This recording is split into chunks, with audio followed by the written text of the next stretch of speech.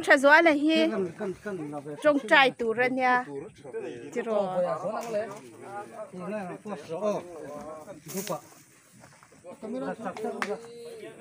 liền nó mì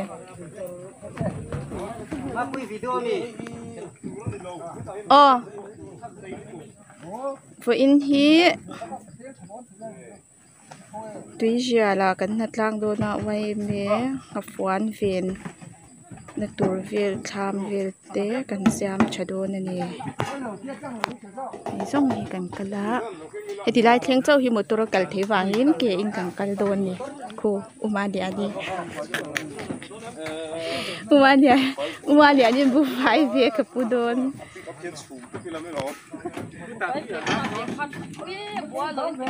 với in hi October mi quả nhá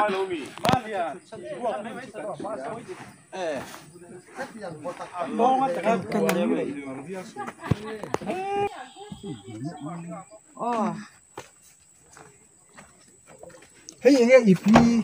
thôi đi bắt đi cái sắp bắt rồi chút tiền á đi 이담 참어. ê cái tiền hey giờ liền lùi ăn chúc cái này mà cho cần cái lăng mấy ta tụi nó cho anh hey tụi nó horror vậy cả khoa đúc tổ cần chúc chắc cô đôi này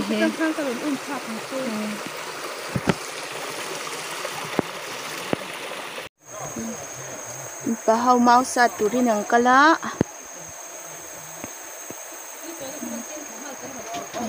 ui mà chân số thì lại số tham mà chẳng hạn tụi tôi đang cần vô bận chứ na tụi nó cho hay tham thằng ngày thì tụi ông đó hay tham thì sẽ tôi cái hàng thì còn xem chế độ nè cái rong bol thế orang ngatan mana lah ye mi perwal khom na thang ra gai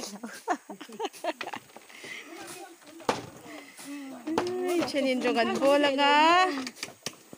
san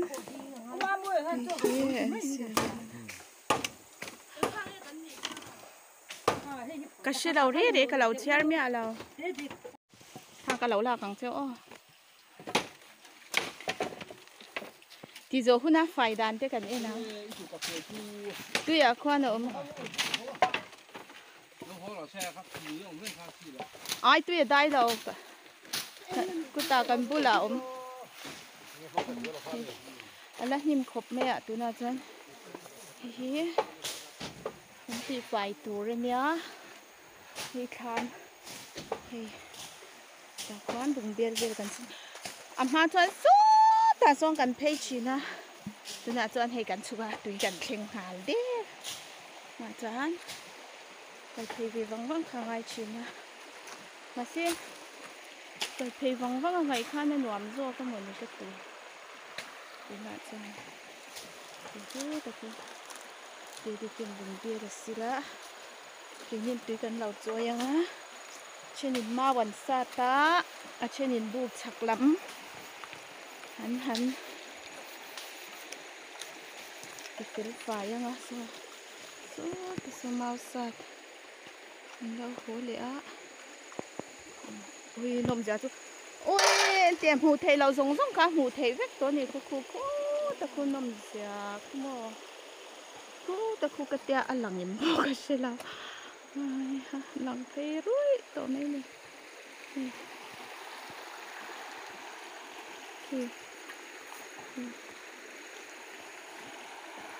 hủ thể lẩu trà khăn hủ thể tổ ta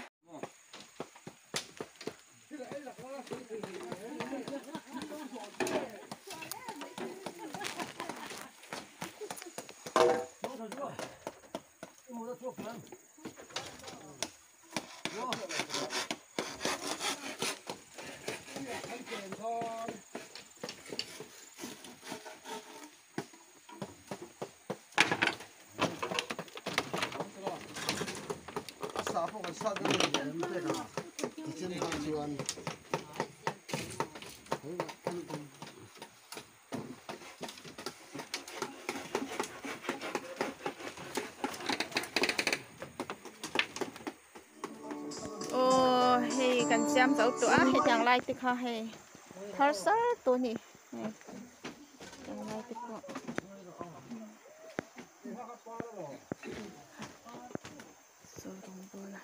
chắc làm hao ăn là rồn chục là vợ chục ăn đây thì là vợ chắc làm hao ăn là rồn chục là vợ chạy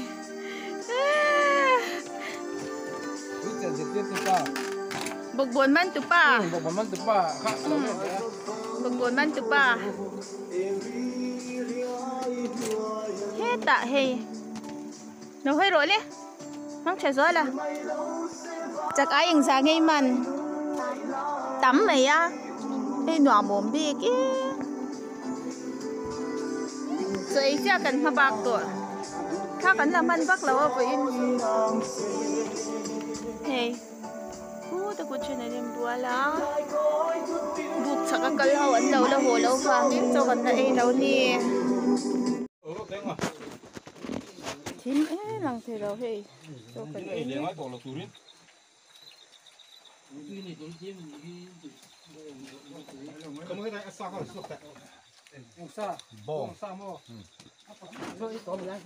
Kelsa.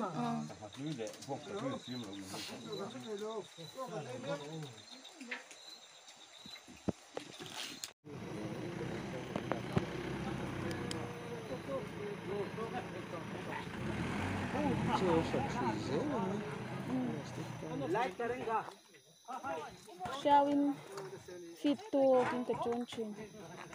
Chan happy life is lightering kan hiawa kan hiawa som de is.